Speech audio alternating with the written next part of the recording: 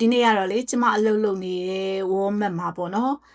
ဈေးသက်သက်သာသာနဲ့ပစ္စည်းတွေကိုဘာဖြစ်လို့ရောက်နိုင်တာလဲဆိုတော့နောက်ွယ်ကအကြောင်းလေးတွေကိုကျမသိသလောက်တော့ပြောပြမယ်ပေါ့နော်ဆိုလိုတာကကျမတို့ကဘာပဲပြောကျမတို့နိုင်ငံဖွံ့ဖြိုးတိုးတက်ဖို့အတွက်ကိုဆိုရင်ဒီအချက်လက်တချို့အသုံးချနိုင်မယ်ဆိုရင်လေဒါကျမလောက်ကြတဲ့ဥစ္စာတန်တယ်လို့ပြောရမှာပေါ့နော်ဆိုတော့အဓိကကတော့ Walmart မှာက US နိုင်ငံထုတ်တဲ့ဝတ်ထည်တွေမရောင်းဘာဖြစ်လို့မရောင်းတာလဲဆိုတော့ US နိုင်ငံထုတ်တဲ့ဝတ်ထည်တွေကဈေးကြီးမယ်ပေါ့နော်အဓိကအချက်ကတော့အလုပ်သမားဈေးကြီးတယ်ပေါ့ဆိုတော့ US မှာကပြည်နယ်အလိုက်တော့ကွာခြားမယ်သို့တော်လေတနာရီအနည်းဆုံးသတ်မှတ်ထားတဲ့လိုအားကရှိရပေါ့နော်ဆိုတော့ကျမတို့ပြည်နယ်မှာဆိုရင်ကျမတို့တနာရီသတ်မှတ်ထားတဲ့လိုအားခဟာ18.50ပေါ့နော်ဆိုတော့ဒါကအလုပ်တစ်ခုလေးနဲ့လည်းမပြီးသေးဘူးနောက်ထပ်လိုအပ်ချက်တွေအများကြီးရှိတယ်အဲ့ဒါကဘာလဲဆိုတဲ့အခါကျတော့ဒီ benefit တွေပေးရတာပေါ့နော်401k လို့ benefit ပေးတယ်ပြီးတဲ့အခါကျတော့နောက်တစ်ခါဒီ stock share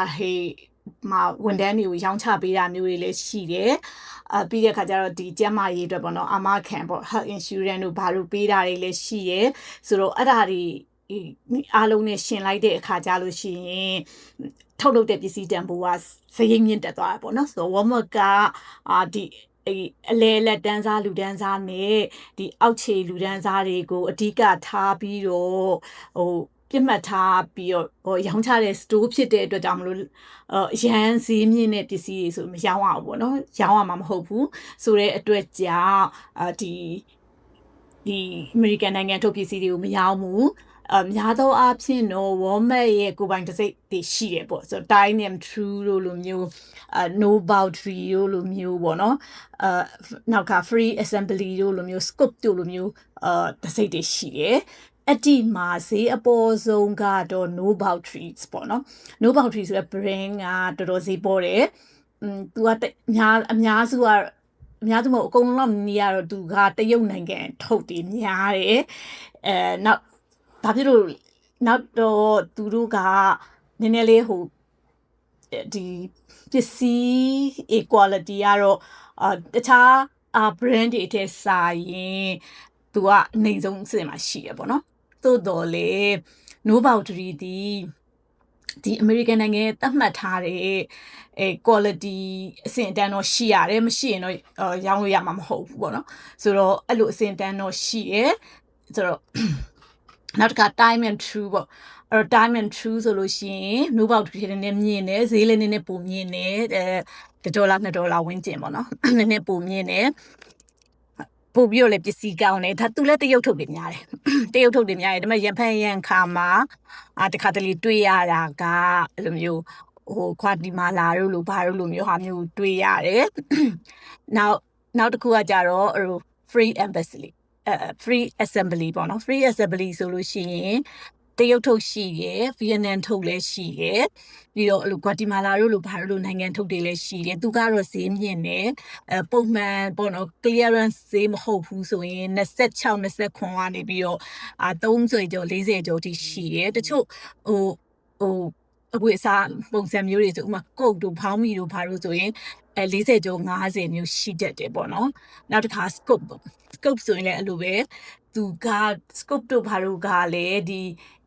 များသောအားဖြင့်ဗီယက်နမ်တို့ဘာလို့ဘက်ကနေထုတ်တာများတယ်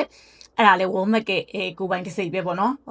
ပစ္စည်းအမျိုးအစားကောင်းတယ်အရေးသွေးကောင်းတယ်ပြီးတဲ့အခါကျတော့မျိုးသမီးတွေအတွက်ပဲပေါ့နော်ဆိုတော့ခစ်ဆန်လှပတဲ့ဒီဇိုင်းတွေထုတ်တယ်ပေါ့နော်ဆိုတော့သူလည်းဈေးကြီးတယ်အနည်းဆုံး20ကျော်လောက်ကနေစတယ်ပြီးရင်40 50လောက်အထိ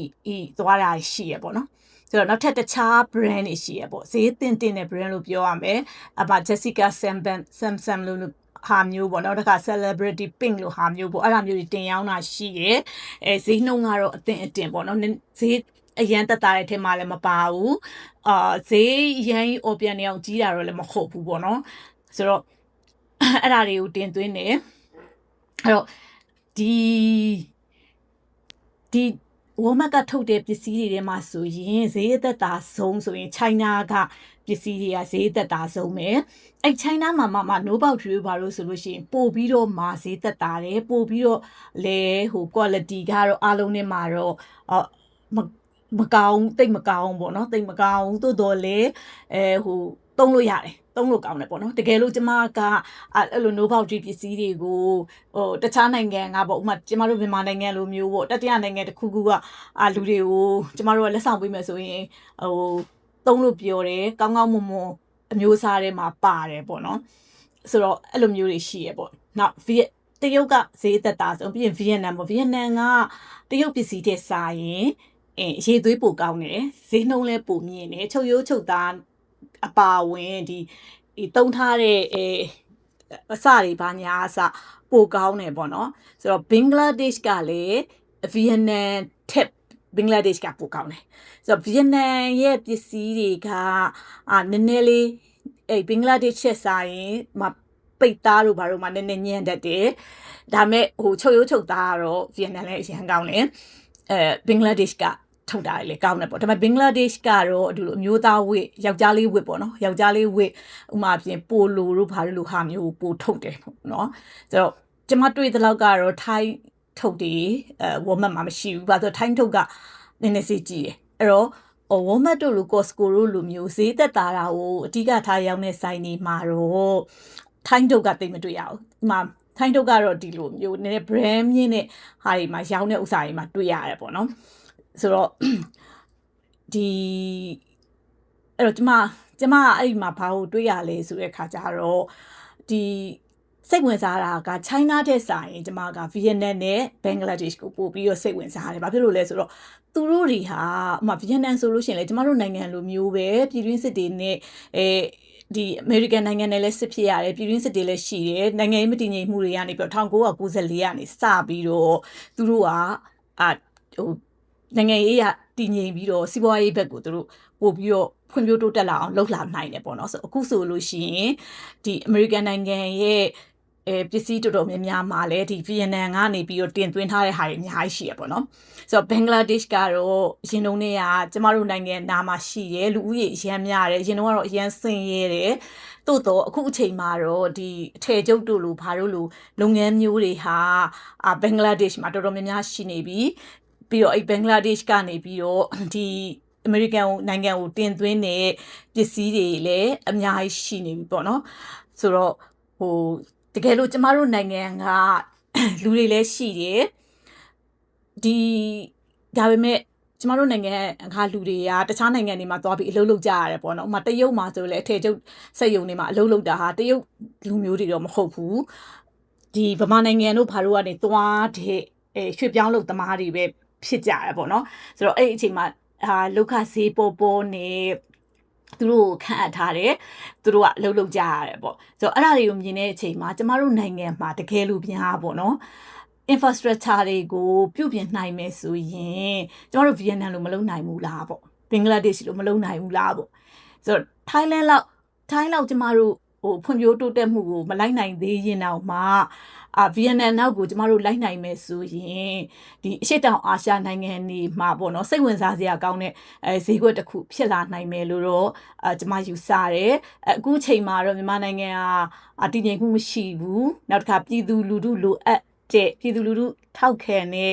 အစိုးရစီကနေပြီးတော့ပြည်သူလူထုလုံးဝမထောက်ခံတဲ့စစ်တပ်ကအာဏာသိမ်းထားတယ်ဒီအတွက်ကြောင့်မလို့မြန်မာနိုင်ငံရဲ့စင်းရဲတွင်းက